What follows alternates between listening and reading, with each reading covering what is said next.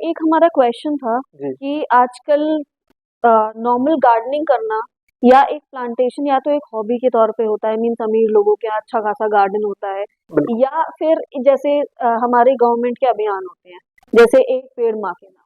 तो इसके बारे में आप क्या कहना चाहते हैं? जैसे नॉर्मली जो लोग अफोर्ड कर सकते हैं रेसिडेंशियल में गार्डन, तो एक बार इंस्टॉलेशन तो आसान होता है, लेकिन उसके मेंटेनेंस बहुत बड़ा पेन है जो आजकल लोगों के पास, क्योंकि सभी लोग अपने वर्क में इतना ज़्यादा बिलीन है, इतने ज़्यादा बिजी हैं, जिसके वजह से उनके पास टाइम नहीं हो पाता कि उस गार्डन को उस तरीके से मेंटेन कर रख सकें। तो इसी पेन को हमने देखते हुए माली ऑन डोर का एक सर्विस स्टार्ट किया था, जिसमें हम लोग जिनके पास ऑलरेडी गार्डन गार्डन एग्जिस्ट करते हैं, तो उनकी हम्म। मेंटेनेंस हम लोग अपने एक्सपर्ट गार्डन के थ्रू प्रोवाइड करवाते हैं। ओके, तो मीन्स जो भी हमारी तरफ से सर्विसेज अवेल हो सकती हैं मैक्सिमम हम लोगों तक या पब्लिक बिल्कुल तक पहुंचाते हैं। बिल्कुल। अभी जैसे हैप्पी पॉट का अगर नाम लें हम, तो ये एक स्टार्टअप है, बिल्कुल। राइट? बट इसमें अभी भी हम प्लास्टिक पॉट यूज कर रहे हैं, जी। राइट? तो इसकी जगह क्या हम मिट्टी के गमलों से इसको रिप्लेसमेंट दे सकते हैं इन फ्यूचर अपकमिंग सर्विसेज में? अभी आने वाले समय में भी हमने कुछ स्क्रैप से कुछ पॉट्स भी तैयार किए हुए हैं, हमने पीछे भी कुछ डिस्प्ले किए हुए हैं। तो आगे आने वाले टाइम में हम लोग इको फ्रेंडली पॉट पे भी जाएंगे। जैसे कि आप हमारी पैकेजिंग देख सकते हैं, हम्म। तो वो पूरी कार्डबोर्ड से बनी हुई पैकेजिंग है।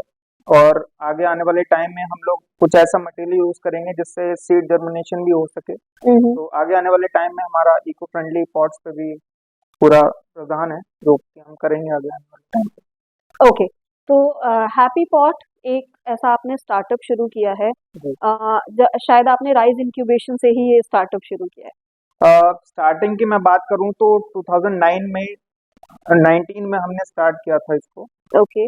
और गाजियाबाद से हमने स्टार्ट किया था इसको। वहाँ मैंने हाई राइज बिल्डिंग्स को देखा जहाँ की बालकनी बिल्कुल ही खाली थी। तो जैसे हाई राइज सिस्टम में वहाँ पर एक बिल्डिंग में कम से कम 60-65 रेसिडेंट्स रहते थे, तो उसके उनकी बालकनीज खाली देखी। हम्म। कुछ लोग जो पसंद करते थे गार्डनिंग, वो लोग तो इंस्टॉल करा लेते थे, लेकिन सबके पास वो टाइम नहीं रहता था। लेकिन एक्सपीरियंस सब लोग करना चाहते हैं। एक्सपीरियंस की जहाँ बात आती है, तो वहाँ लोगों के पास वो एक नॉलेज चाहिए उसको मेंटेन करने के लिए, या फिर उतना टाइम चाहिए उस गार्डन को या बालकनी को डेकोरेट करने के लिए। हम्म। तो स्टार्टिंग हमने वहीं से की थी। और बीच में हमारे कोविड आ गया, जिसके दौरान हमको एक शॉक लगा, और फिर उसके बाद हमें होम टाउन यहाँ शिफ्ट करना पड़ा। और ओके। यहाँ पर हमने वर्मी कंपोस्ट की मैन्युफैक्चरिंग स्टार्ट की थी। और फिर धीरे धीरे राइस इंक्यूबेशन के बारे में पता चला, तो यहाँ पर फिर हमारा इंक्यूबेशन स्टार्ट हुआ। ओके, तो जैसे अगर हैप्पी पॉट के बारे में बात करें, तो एक हैप्पी पॉट का स्टार्टअप आपने किया, इसके अलावा बहुत से स्टार्टअप आइडियाज आए होंगे, मीन्स बिल्कुल वो तो बिल्कुल। एन नंबर ऑफ आते हैं जब हम सोचते हैं कि क्या शुरू करें, बिल्कुल बिल्कुल। किसमें हम आगे फॉर अ लॉन्ग टर्म जा सकते हैं। तो ऐसे कुछ स्टार्टअप्स जो आपने हैप्पी पॉट के लिए आपने सबसाइड कर दिए, ऐसे कुछ स्टार्टअप्स थे? अ, वैसे बाय प्रोफेशन मैं एक सिविल इंजीनियर हूँ। ओके। और ग्रेजुएशन के बाद मैंने फील्ड पे भी काफ़ी काम किया है। इंजीनियरिंग के दौरान और साइट पे काम करने के दौरान डिस्ट्रक्शन बहुत देखा है। हम्म। तो ऐसा पाया मैंने कि डिस्ट्रक्शन सभी लोग कर रहे हैं, और मैं भी उसका एक हिस्सा बनता जा रहा हूँ। क्यों ना, डिस्ट्रक्शन तो ठीक है, वो सभी लोग करेंगे, हम कुछ ऐसा करते हैं जो कुछ बनाने वाला काम हो, बिल्कुल। जो इन्वायरमेंट के लिए कुछ ऐसा काम हो जिसके माध्यम से हम लोग आगे आने वाली फ्यूचर जनरेशन के लिए कुछ दे सकें। जी। तो इस वजह से मैं इस ग्रीन फील्ड में आया हूँ। Bye okay. प्रोफेशनल मैं एक सिविल इंजीनियर ही हूँ, और इसी बैकग्राउंड से एनवायरनमेंट को जोड़ते हुए अपनी स्किल्स को हम लोग इसमें इम्प्लीमेंट करते हैं। ओके, राइज इंक्यूबेशन सेंटर में आप कब से काम कर रहे हैं, मीन्स कब से आपने अपना स्टार्टअप शुरू किया है? ये फिजिकली हम लोग अभी लास्ट इसी साल मार्च में स्टार्ट किया था, और लास्ट ईयर हम लोग वर्चुअली जुड़े थे, जिससे हमें काफ़ी मेंटरशिप वगैरह प्रोवाइड की गई, और जिसके माध्यम से हम लोग आज इस जगह पे हैं। काफ़ी अच्छा एक गाइडेंस रहा है अभी तक, और आगे आने वाले टाइम पे काफ़ी अच्छा रोड मैप तैयार किया गया है, जिसके माध्यम से हम लोग जो नेटवर्किंग है और या बूम है हमारी सेल पे, हम्म। वो मिल पा रहा है। तो आप जब राइज इंक्यूबेशन सेंटर में आएंगे और भी स्टार्टअप्स मिले आपको यहाँ पे, बिल्कुल। आपको कभी मन में आया कि ये स्टार्टअप मैं शुरू कर सकता हूँ या इस स्टार्टअप में मैं जा सकता था, ऐसा कुछ लगा आपको कभी? पिछले 5 साल से जब मैं इस फील्ड में काम कर रहा हूँ, तो जुड़े रहने का सिर्फ यही मतलब है कि अगर मैं एक फोकस होकर के अपने किसी आइडिया पे काम कर रहा हूँ और उससे मुझे रिजल्ट आने वाले हैं, तो आइडियाज देखिए, प्रॉब्लम हम डेली चलते हैं, डेली सुबह उठते हैं, डेली हमें कोई ना कोई प्रॉब्लम दिखाई देता है। और बिल्कुल। क्योंकि हम लोग क्रिएटिव हैं, तो इसलिए हमें सॉल्यूशन भी हाल के हाल दिखाई देने लगते हैं। तो लेकिन अगर कोई सॉल्यूशन पे हमें सक्सेसफुल होना है, तो पर्टिकुलर किसी एक प्रॉब्लम को लेकर के आगे बढ़ना पड़ेगा। इस बिल्कुल। वजह से हम अपने आइडिया पे स्टक हैं और इसी पे फोकस होकर के आगे चल रहे हैं। मोटिवेशन तो हमने आपकी जानी कि मोटिवेशन हमको मिलता है आपके स्टार्टअप से। कभी कभी डीमोटिवेट भी होते होंगे मींस लाइफ में, क्योंकि लाइफ स्मूथ तो चलती नहीं, कभी ऊपर कभी नीचे, राइट? मींस बिल्कुल कभी एक बिल्कुल। फ्लॉज, एक टाइम ऐसा आता है कि जब हम बहुत डिप्रेस हो जाते हैं।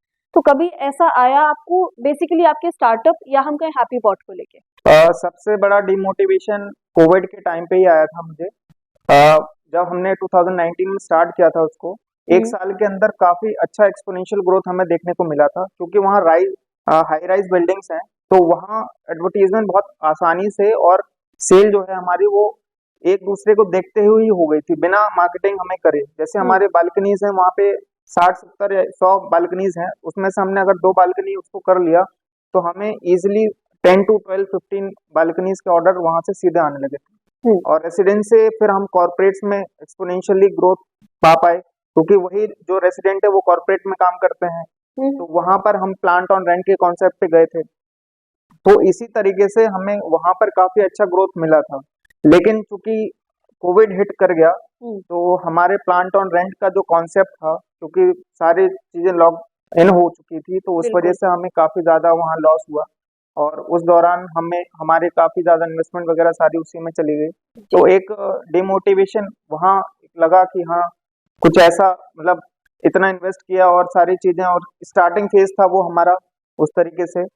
तो एक वो फेज मेरा रहा, लेकिन फिर हम होम टाउन में आकर के उस चीज को छोड़ा नहीं। जी। उसी का एक बाय प्रोडक्ट जो हम वर्मी कंपोस्ट के तौर पर बनाते रहे, कि सेपरेट हैं हम्म। किसी उस तरीके से, और एक उसका बाय प्रोडक्ट तैयार किया। उसके बाद फिर हम अपनी फील्ड पे दोबारा से आ गए। ओके, तो एंटरप्रेन्योरशिप में कोई आइडल रहा आपका शुरू से या अभी रिसेंटली? आइडियल तो देखिए, स्टार्टअप है, इसमें बहुत सारे रहते हैं उस तरीके से देखा जाए, लेकिन जो ग्रीन फील्ड में काम करने वाले पीपल बाबा हैं, हम्म। वो एक मेरा, मतलब मैं उनको एक आइडियल मानता हूँ, जिन्होंने पूरी अपनी लाइफ उस चीज पे लगा दी है। अभी तक उन्होंने 2 करोड़ से ज्यादा प्लांट्स को लगाया है हम्म। और पीपल को पकड़ा है। और उनकी एक अच्छी बात ये है कि अगर चलिए सीख जाते हैं कि हमें मालूम है कि अभी 52 डिग्री टेम्परेचर हुआ था, हम्म। तो हम अवेयर हो गए, हम तो चलो किसी ना किसी तरीके से सरवाइव कर लेंगे, लेकिन आगे आने वाली फ्यूचर जनरेशन के लिए हम क्या कर सकते हैं। जी। तो उनका एक आइडियोलॉजी थी कि आगे आने वाली फ्यूचर जनरेशन के लिए स्कूल लेवल के बच्चों को हम किसी ना किसी तरीके से अवेयर कर सकें कि इन्वायरमेंट में उनका क्या रोल है, हम्म। और प्लांटेशन उनके लिए कितने इम्पोर्टेंट हैं आगे आने वाले टाइम के लिए। तो उसी को एक आइडिया लेते हुए हम लोगों ने गार्डनिंग वर्कशॉप स्टार्ट की है, जो झांसी के जितने भी स्कूल्स हैं, वहाँ पर हम लोग हॉर्टिकल्चर की नॉलेज को स्कूल के बच्चों तक पहुँचाते हैं। हम्म। उन लोगों को प्लांटेशन की नॉलेज प्रोवाइड करते हैं, उन लोगों को प्लांट्स के बारे में बताते हैं, एनवायरनमेंट के बारे में बताते हैं, और मिनिएचर गार्डन्स उनसे तैयार करवाते हैं। जैसे जिनके पास स्पेस नहीं है, हम्म। तो मिनिएचर गार्डन का बढ़िया कॉन्सेप्ट है, ट्रे गार्डन का कॉन्सेप्ट है, टेरारियम का कॉन्सेप्ट है, जिसके माध्यम से बच्चों के अंदर एक हॉबी और एक करियर भी उसको चूज कर सकें। क्योंकि आज जो है इंजीनियरिंग, डॉक्टरेट या लॉ है, या जो टेक्निकल बैकग्राउंड की जो नॉलेज फील्ड है, उसमें तो सभी बच्चे जाते हैं कॉम्पिटिटिव में, लेकिन एग्रीकल्चर या हॉर्टिकल्चर को अभी अवेयरनेस की वजह से वो कमी है, एक जिसकी वजह प्रायोरिटी से नहीं पता दी जा नहीं, रही है। प्रायोरिटी नहीं दी जा रही है, अवेयरनेस नहीं है बच्चों को हम्म। कि ये भी एक ऐसी फील्ड है जिसके माध्यम से बच्चे अच्छा करियर बना सकते हैं। हम्म। तो लैंडस्केपिंग में हमें हॉर्टिकल्चरिस्ट की रिक्वायरमेंट होती है। अभी इंडिया में हमारे पास 2 सेंट्रल एग्रीकल्चर यूनिवर्सिटीज हैं, खाली अवेयरनेस की वजह से हमें उस फील्ड में नॉलेज नहीं मिल पा रही है, बच्चों ओके, को अवेयरनेस नहीं है उस चीज़ की। बिल्कुल। इस वजह से हम लोग ने फिर वर्कशॉप स्टार्ट की, जिससे बच्चों को ये पता चल सके कि गार्डनिंग में भी स्कोप है। जितने भी आप ब्यूटिफिकेशन देख पा रहे हैं, जो बिल्डिंग के सामने भी आपने लैंडस्केपिंग वगैरह जी, देखी होगी, बिल्कुल। तो उसमें भी हॉर्टिकल्चरिस्ट की रिक्वायरमेंट होती है। हॉर्टिकल्चर वही स्टूडेंट जो सेंट्रल एग्रीकल्चर यूनिवर्सिटी से ग्रेजुएट होते हैं, वो हॉर्टिकल्चरिस्ट बनते हैं। तो इस चीज को प्रमोट करते हुए हम लोग स्कूल लेवल तक भी गए हैं। ओके, ऐसा कोई वेंचर बोले या एक स्टार्टअप बोले या एक प्रॉपर एंटरप्रेन्योरशिप बोले जिसके साथ आप कोलैबोरेट करना चाहते हैं इन फ्यूचर या अपकमिंग टाइम में? आगे आने वाले टाइम में हम जो है गवर्नमेंट की जो स्कीम्स होती हैं कि जो मोटिवेट स्कूल्स में या कॉलेजेस में जो अवेयरनेस का काम करते हैं, हम उनको एक तरीके से हेल्पिंग हैंड का काम करना चाहते हैं कि जो वो काम करते हैं कि उनके पास फंड भी होते हैं, इन्वेस्टमेंट भी होती है, लेकिन वो उस तरीके से वो चीज़ नहीं कर पाते, हुँ, जो कि हम लोग ग्राउंड पे रह करके वो चीज़ कर पा रहे हैं। तो हम गवर्नमेंट एंटिटीज और कॉलेज है इंस्टीट्यूशन के साथ जुड़ करके वो चीज़ें करना चाहते हैं। यूथ देख रही है हमारी, तो उनके लिए एक छोटा-सा मैसेज कॉलेज स्टूडेंट्स या जो भी हमारे स्कूल स्टूडेंट्स हैं कि एक आप अपने स्टार्टअप के थ्रू या हैप्पी पॉट के थ्रू एक जो भी आप मैसेज देना चाहते तो मैं आगे आने वाले लोगों से यही कहना चाहता हूँ कि हम जिस एनवायरनमेंट को अभी फील कर रहे हैं, उससे हम तो निकल जाएंगे, लेकिन आगे आने वाले फ्यूचर जनरेशन या हमारे बच्चे उस एनवायरनमेंट में कैसे जिएंगे, उसके लिए हमें अभी से सोचना जरूरी है।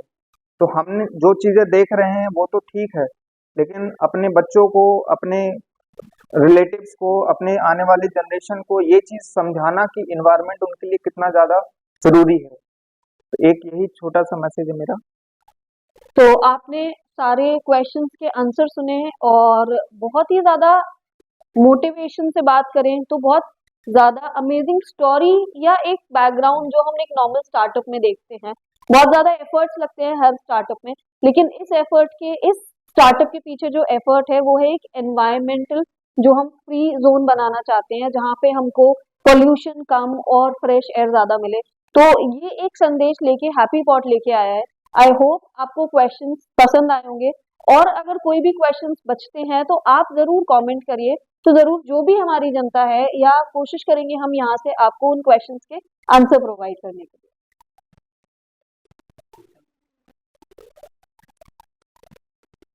तो mike will go there. Okay, तो सर जैसे हमारी ऑडियंस बैठी है, कुछ क्वेश्चंस अगर उनके हैं तो बिल्कुल आर यू बिल्कुल ready to answer the questions? बिल्कुल बिल्कुल। तो ऑडियंस कोई क्वेश्चन है क्या आपका सर से? बोनसाई बोनसाई होता है, क्या आप फ्री में कुछ पौधे प्रोवाइड? बोनसाई एक बड़े पौधे को हम लोग मिनिएचर में कन्वर्ट करते हैं, तो उसकी जो ग्रोथ होती है उसको रोकने का काम करते हैं। वो डेफिनेटली एक ब्यूटिफिकेशन का काम करता है, लेकिन अभी हम इस स्टेज पर उसको प्रमोट नहीं कर रहे हैं। वो अभी एक ऑथेंटिक व्यू तरीके से देखा जाए तो दिल्ली एनसीआर वगैरह रीजन में पाया जाता है, उस तरीके से उन चीज़ों को वहाँ प्रमोट किया जाए। अभी हम लोग नहीं प्रमोट कर रहे हैं उस चीज़ को।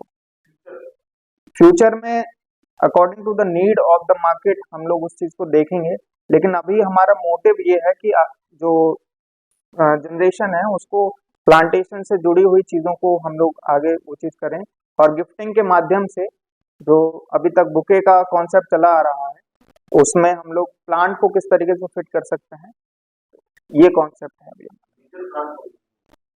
मेजर प्लांट हम लोग इंडोर को प्रमोट कर रहे हैं, क्योंकि आउटडोर में मेंटेनेंस का इशू आ जाता है। इंडोर के प्लांट्स जो हैं हम लोग उस तरीके से तैयार करते हैं जिनमें लो मेंटेनेंस हो, ताकि जिसको भी हम दे रहे हैं उसको अगर नॉलेज नहीं है उस प्लांट के बारे में, तो उसमें लो मेंटेनेंस के साथ कि नॉर्मल उसको पानी देना है, और जब उसकी रिक्वायरमेंट है उसकी खाद की तो वो उसको बेसिक प्रोवाइड की जा सके। तो उसी के लिए हम लोग उसमें एक स्टिकर में क्यूआर भी डालते हैं कि उसको क्या नीड है और कब कब उसको पानी देना है, तो उसके लिए भी हम लोग काम कर रहे हैं। Any more question? Online delivery अभी स्टार्ट कर रहे हैं, हमारा वेबसाइट भी बन चुका है happypod.live के नाम से, उसमें अभी COD एक्टिव है।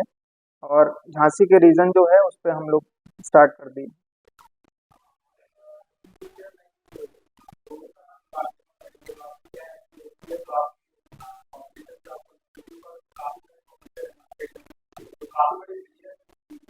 बिल्कुल।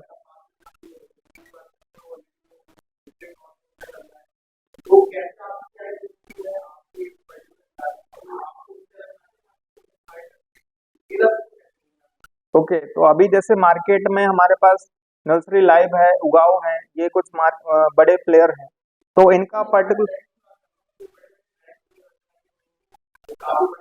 बिल्कुल।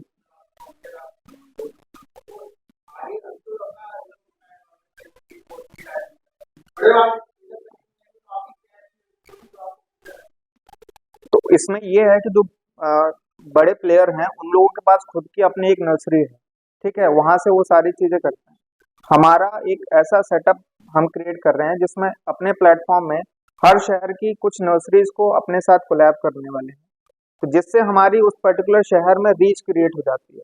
तो उससे हमें पर्टिकुलर एक पेन लेने की आवश्यकता नहीं है कि हम उस नर्सरी को ऑपरेट करें और चलाएं और फिर पैन इंडिया उस चीज को डिलीवर करें, क्योंकि आप देख सकते हैं कि सिटी में इतनी सारी मल्टीपल नर्सरीज हैं, लेकिन सबके लिए वो सबके अपने अपने रेट हैं, सबके अपनी अपनी क्वालिटी है, उस तरीके से वो चीजें क्रिएट करते हैं।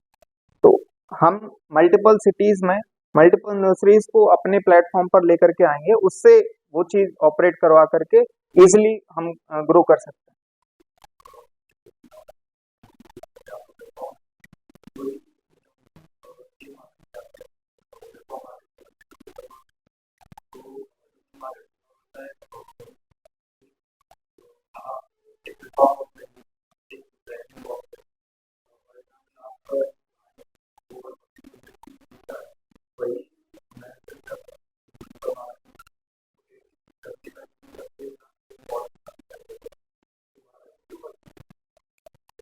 उसी प्राइसिंग को कम करने के लिए हम लोग मल्टीपल लोकल नर्सरीज से कनेक्ट करेंगे ना।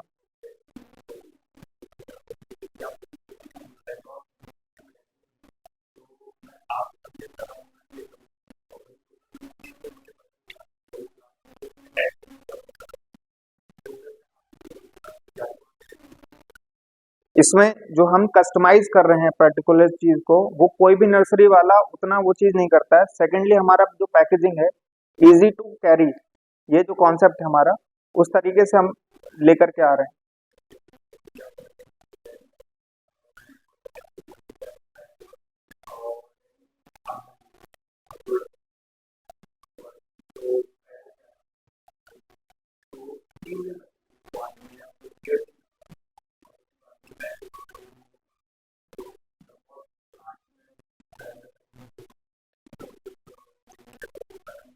इसमें हमारे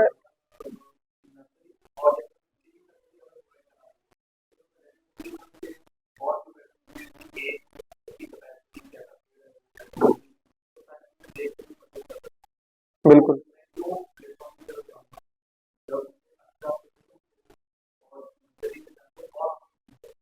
देखिए ये ऑप्शन की ही बात है। आप कोई भी परचेज करते हो, नॉर्मली आपकी ग्रोसरी है या कोई भी आइटम है, दोनों ऑप्शंस हैं आपके पास, ऑफलाइन और ऑनलाइन के। ऑनलाइन में हम जो पैकेजिंग है उसको भी मॉडिफाई करने वाले हैं कि नॉर्मली आप जो सॉइल में पाते हो वो आपको नर्सरी में मिल जाता है, लेकिन हमारी जो पैकेजिंग में सॉइल होता है वो नॉर्मल नहीं रहता है, उसमें हम कोकोपीट और मॉस ग्रास के साथ पैकेजिंग करते हैं, जिसकी वजह से उसकी ट्रेवल करने की जो टाइम ड्यूरेशन है वो बढ़ जाता है और आपकी जो मेंटेनेंस है वो भी आसान हो जाती है।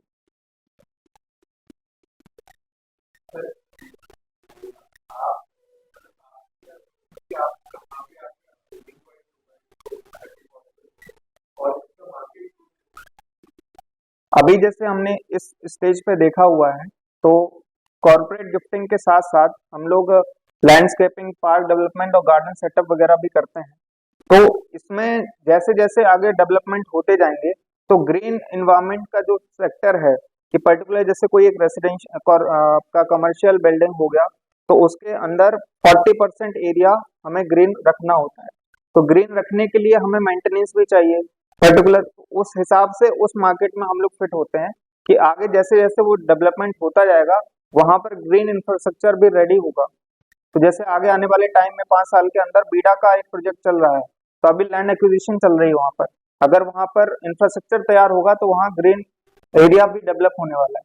तो अगर हमारे पास कुछ ऐसे एक्सपर्ट होंगे, अभी अगर मैं झांसी की बात कर लूं, यहाँ पर हमारे पास लैंडस्केप डिजाइनर नहीं मिलेगा, कोई भी लैंडस्केप डिजाइनर नहीं है यहाँ पर। लैंडस्केप डिजाइनर होते कौन है? बेसिकली जो एग्रीकल्चर या हॉर्टिकल्चर बैकग्राउंड से आते हैं। आर्किटेक्ट के साथ हॉर्टिकल्चर जब साथ में काम करता है तभी एक लैंडस्केप डिजाइन तैयार होती है। हमारे पास आर्किटेक्ट तो मल्टीपल मिल जाएंगे, लेकिन ऐसा कोई नहीं मिलेगा जो हमें लैंडस्केप डिजाइन करके दे सके। तो उस कॉन्सेप्ट पे रानी लक्ष्मीबाई सेंट्रल एग्रीकल्चर यूनिवर्सिटी के साथ कोलैबोरेशन करके हम लोग ऐसा एक टीम डेवलप कर रहे हैं जिसमें हॉर्टिकल्चर ग्रेजुएट्स भी होंगे, आर्किटेक्ट भी होंगे, जो कि हमारे झांसी बुंदेलखंड के लिए एक अच्छा इंफ्रास्ट्रक्चर तैयार करेंगे in the field of landscaping.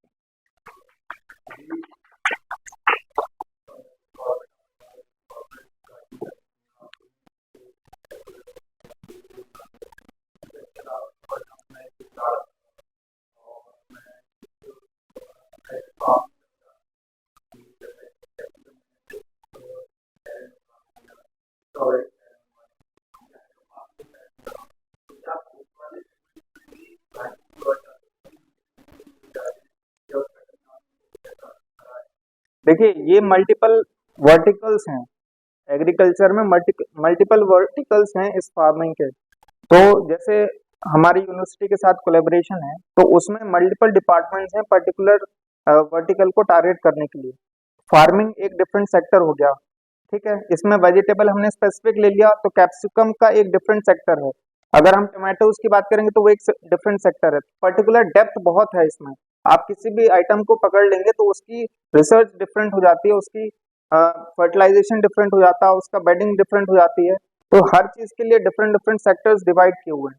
तो इनिशियली हम लोग ब्यूटिफिकेशन पे काम कर रहे हैं सो दैट कि एक इंफ्रास्ट्रक्चर के साथ एक लैंडस्केप तैयार हो सके, क्योंकि जो इमीडिएट नीड होती है किसी इंफ्रास्ट्रक्चर रेडी होने के बाद वो होती है लैंडस्केपिंग की, कि आप किसी भी बिल्डिंग को बनाते हैं या रेसिडेंट को बनाते हैं, उसके साथ गार्डन तैयार होता है, वो एक एस्थेटिकल व्यू आपको प्रोवाइड करता है।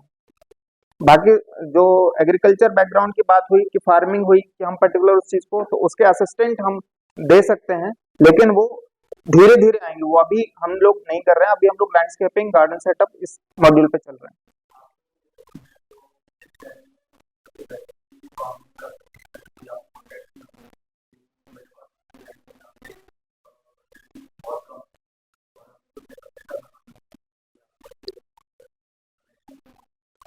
अभी जैसे रिसेंटली मैं निवाड़ी विजिट किया था, तो वहां पर तुलसी की, अदरक की काफी अच्छी खेती बाड़ी होती है। तो हम लोग उस टेरेन के हिसाब से, जो लोग पुराने टाइम से काम कर रहे हैं उन लोगों की सहायता से भी वहां पर एग्जीक्यूशन कराते हैं। बरुआ सागर में हमारे पास बाटिका बाग है, तो बाग कंपनी के नाम से है, तो वहां पर मल्टीपल गार्डनर्स काम करते हैं, उनकी स्किल्स भी काफी अच्छी है और सर्टिफाइड भी होते हैं। तो उन लोगों को भी हम लोग जोड़ करके, क्योंकि वो लोग नेटिव हैं उस जगह के, और पर्टिकुलर जैसे हमारे पास निवाड़ी में एक इंडस्ट्री का भी प्रोजेक्ट आया है, तो इंडस्ट्री के पास में हमारे पास 3 एकड़ का एरिया है, उनका काफी अच्छा 500 से 700 का प्लांटेशन हो रखा है, लेकिन उसके मेंटेनेंस कैसे हो वो उनके लिए एक बड़ा पेन है। तो हम लोगों ने एक मॉड्यूल ऐसा तैयार किया है कि वहाँ के पर्टिकुलर नेटिव फार्मर्स को लेकर के, जो उस सॉइल को और उसकी फर्टिलिटी को जानते हैं और उसके प्लांट्स को जानते हैं, उनको यूज करते हुए उस मॉड्यूल पे लेकर के आ रहे हैं।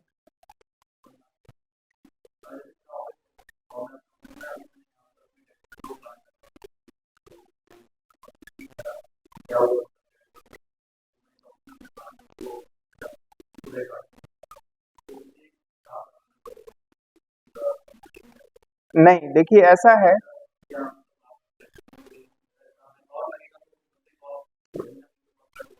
बिल्कुल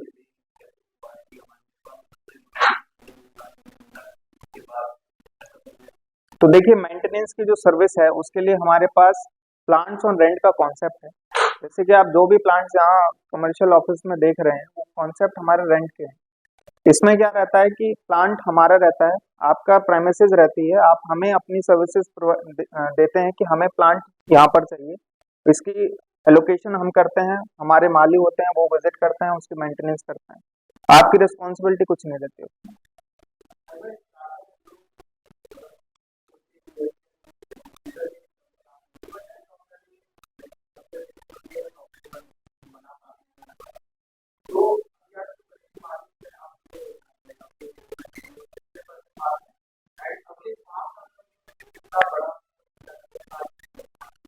अभी जो हमारा मार्जिन है वो 25 to 30% प्रॉफिट में है मार्जिन। ये प्रॉफिट है हमारा, हाँ नेट प्रॉफिट है ये हमारा, सारे एक्सपेंस हटा के। ठीक है, उसके बाद जो आगे आने वाले टाइम में हम देख रहे हैं बुंदेलखंड रीजन में जो डेवलपमेंट हम लोग देखते आ रहे हैं इंफ्रास्ट्रक्चर के बेसिस पे, तो आप मल्टीपल टाउनशिप वगैरह देख रहे होंगे, तो उसकी लैंडस्केपिंग है, हमारे पास काफी अच्छा स्कोप है। लेकिन जब हम एक ऐसे एक्सपर्ट तैयार करेंगे जो उस चीज को फील कर सकें या उसको मेंटेन कर सकें, तभी हम उस लेवल तक पहुंच पाएंगे। तो इसी के साथ हम लोग ये चीजें कर रहे हैं, एक अवेयरनेस के साथ भी कि जो हमारे पास एक अच्छी अपॉर्चुनिटी है collaboration with central agriculture university, वहाँ के जो ग्रेजुएट्स हैं उनको एक एम्प्लॉयमेंट जनरेट कर सकें। सेकेंडली हमारे पास जो गार्डनर्स हैं उनके पास वो स्टैंडर्ड नहीं है, नॉर्मल जो इस तरीके से डील करते हैं, तो उनको एक स्टैंडर्ड प्लेटफॉर्म प्रोवाइड कर सकें। तो उस मोटिव से हम लोग काम कर रहे हैं।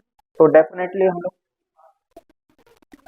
तो अभी जैसे लास्ट ईयर हमने 15 लाख का टर्नओवर किया था, इसको हम लोग और इस साल हम लोग 25 लाख के आसपास लेकर के जाएंगे। और आगे आने वाले 5 सालों में मैं ये देख पा रहा हूँ कि मतलब हम लोग 2 CR के आसपास तक वो चीज लेकर के जाएंगे, क्योंकि हम अवेयरनेस को भी आगे प्रमोट करें।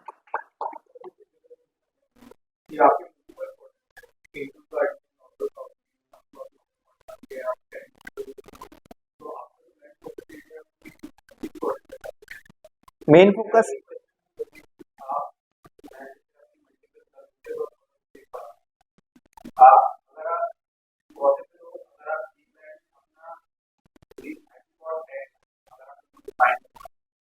देखिए हम हाँ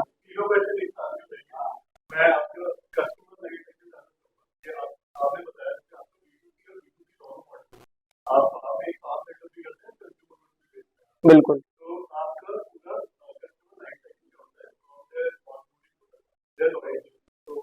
ठीक है। देखिए मार्केटिंग हम इस तरीके से करते हैं, जो हमारा गिफ्ट है, ठीक है, गिफ्टिंग के थ्रू हम इंटरेक्शन स्टार्ट करते हैं।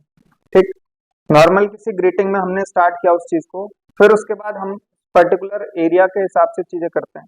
पर्टिकुलर किसी प्रेमिसेस में उनके पास कोई काम होता है गार्डनिंग का, तो गिफ्टिंग के माध्यम से हम लोग फिर गार्डनिंग में उतरते हैं।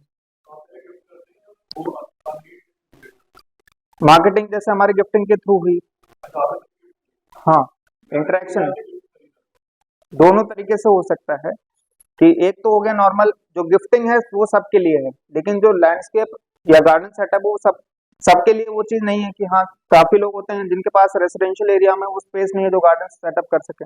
जैसे मैं इंस्टीट्यूट्स की बात कर लूँ, स्कूल्स की बात कर लूँ, तो हम लोग ने स्टार्ट किया था सेंट्रल एग्रीकल्चर यूनिवर्सिटी के साथ। तो वहाँ पे जो नॉर्मली सेमिनार होते हैं, कॉन्फ्रेंसेज होती हैं, तो उसमें गिफ्टिंग स्टार्ट हुई, तो वो हम लोग हमसे रेगुलर बेसिस पे गिफ्ट लेते हैं। उसी बेसिस पे जब हमारे इंटरेक्शन स्टार्ट हुए तो उनका कुछ ग्रीन एरिया है उस तरीके से वो डेवलप किया जा सकता है। सेकेंडली हम जब स्कूल लेवल के इंस्टीट्यूट्स पे गए, तो वहां पर भी बच्चों को जब हम लोगों ने गार्डनिंग की गिफ्टिंग का स्टार्ट हुआ, तो फिर इसी से हम लोगों को जो आइडिया आया कि बच्चों को भी ये चीज प्रमोट करनी चाहिए, तो वहां से हमारे गार्डनिंग वर्कशॉप्स क्रिएट हुई। उसके साथ साथ फिर जो उनका स्पेस है, प्राइमिसेस है, कि वहां पर हमें मेंटेनेंस की आवश्यकता है, तो वहां से हम लोग स्टार्ट हमारी गिफ्टिंग से हो जाती है कि वो हम सस्टेनेबल लिविंग पे काम कर रहे हैं, जो कि इन तीनों वर्टिकल को एक साथ कोलैब करता है।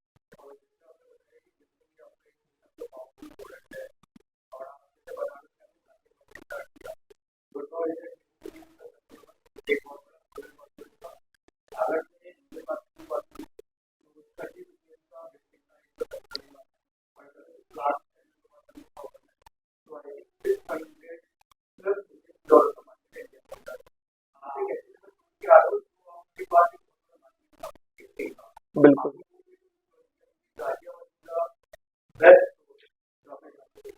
देखिए कोविड एक ऐसा ड्यूरेशन था, 1.5 से 2 साल लग गया, और कई लोग ऐसे हैं जो अभी तक उस चीज से बाहर निकलने का प्रयास कर रहे हैं। तो रेदर देन कि हम एक्सपोनेंशियली एकदम से पीक पे जाकर के फिर एकदम से डाउनफॉल जो हुआ था उसको दोबारा ना एक्सपीरियंस करना पड़े, तो क्यों ना हम धीरे धीरे स्केल अप कर सकें उस चीज को। वो मार्केट है मेरे पास, मुझे मालूम कि उतना एरिया है हमारे पास, तो वो चीज हम कभी ना कभी कैप्चर कर ही सकते हैं।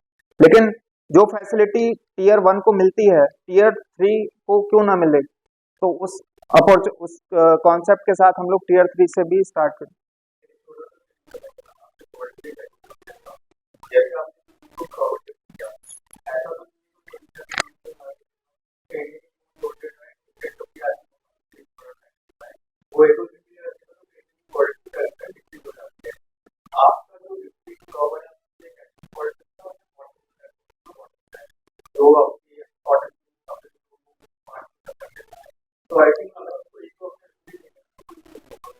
देखिए, पॉट में बहुत सारे वेरिएशंस हैं। अभी सेल्फ वाटरिंग प्लांट्स के भी कॉन्सेप्ट आए हुए हैं हमारे पास, तो पॉट में वैरायटी कई सारी मिल जाएगी, लेकिन इजी टू कैरी का जो कॉन्सेप्ट है उस पे हम लोग मेन फोकस कर रहे हैं।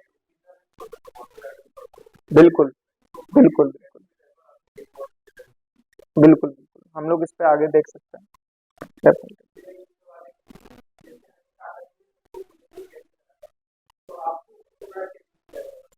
सबसे बड़ा चैलेंज आया हमारा गार्डनर का, जो सर्विस हम देना चाहते हैं, क्योंकि कई बार ऐसा होता है कि जो सर्विस क्लाइंट हमसे मांग रहा है, मैं तो समझ गया, लेकिन जो गार्डनर है, क्योंकि अभी भी वो नेचर है गार्डनर्स का कि खाली जो जितना उसको काम आता है वो उतना करके आगे बढ़ गया, लेकिन क्लाइंट को सेटिस्फेक्शन कैसे मिले, उस चीज का सबसे बड़ा पेन अभी तक है कि गार्डनर को हम लोग उस तरीके से ट्रेन नहीं कर पा रहे, क्योंकि जो पुराने माइंडसेट के गार्डनर्स हैं, क्लाइंट्स जो है ना, वो अभी भी जो बुजुर्ग लोग हैं या उन लोगों को ज्यादा प्रमोट वो करते हैं कि हाँ इसकी उम्र ज्यादा है तो इसको ज्यादा एक्सपीरियंस। तजुर्बा होगा, rather देन कि इनके पास सर्टिफिकेशन है या कुछ ऐसा हम जो टेक्निकली उनको दिखा सके, तो उससे ज्यादा वो लोग एज्ड एक्सपीरियंस लोगों को ज्यादा वो चीज करते हैं। तो ये अभी तक हमारे पास चैलेंज आ रहा है, जिसको हम लोग धीरे धीरे ओवरकम कर रहे हैं।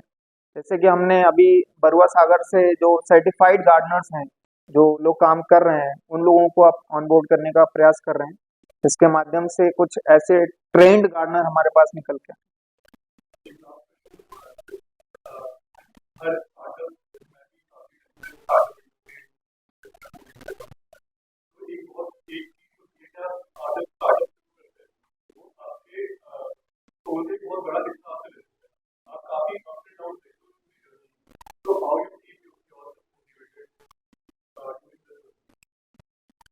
एक चीज तो जो मैंने जब ग्रेजुएशन के बाद जब हम एक स्टेज पे आए थे कि जॉब करना है या फिर क्या करना है आगे करियर में, तो एक तो मैंने इमेज देखी थी कि जॉब करते करते काफी सारा पैसा कमाने के बाद जो है वापस हम अपने होम टाउन ही आएंगे एक एज के बाद, और उस जगह हम चाहेंगे रिलैक्स कर सकें।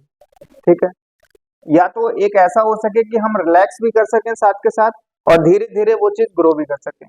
तो ये एक मोटिवेशन मेरे लिए ये है कि मैं फार्म से जुड़ी हुई चीजों को इसलिए कर पा रहा हूँ क्योंकि मुझे रिलैक्स फील होता है। मैं उसमें 18-18 घंटे भी लगा देता हूँ। हमारे कुछ प्रोजेक्ट्स ऐसे होते हैं कि जब क्लाइंट रहता है तभी हमें जाना होता है, लेकिन टीम के साथ मुझे तब भी रहना होता है। तो इस वजह यही एक मेरा मोटिवेशन है कि स्लो चलें लेकिन रिलैक्स करते हुए चलें, क्योंकि आखिरकार हमें रिलैक्स ही करने आना है। एक ऐसा फार्म, हर इंसान एक ऐसा इमेजिनेशन जरूर कर रहा होगा कि जब मैं रिटायर होऊंगा ना तो एक फार्म मेरा होगा जिसमें मैं बढ़िया से चिल कर रहा हूँ। तो वही चीज मैं क्यों ना स्टार्टिंग से लेकर के चलूं, क्या फायदा, कब तक पहुंचेंगे।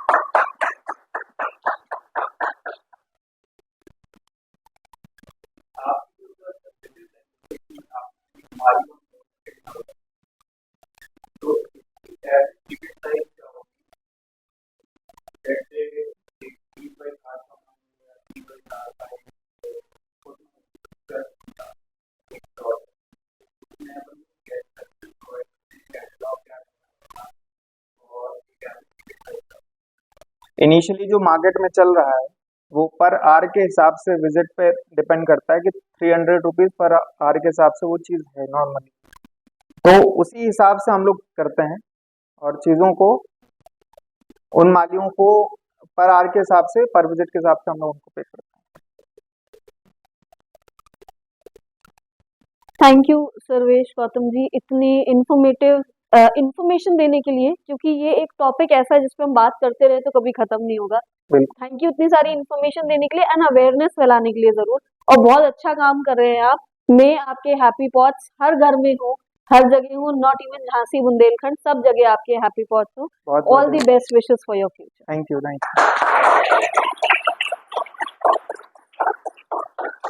एक छोटा सा गिफ्ट हमारी तरफ से आपके लिए।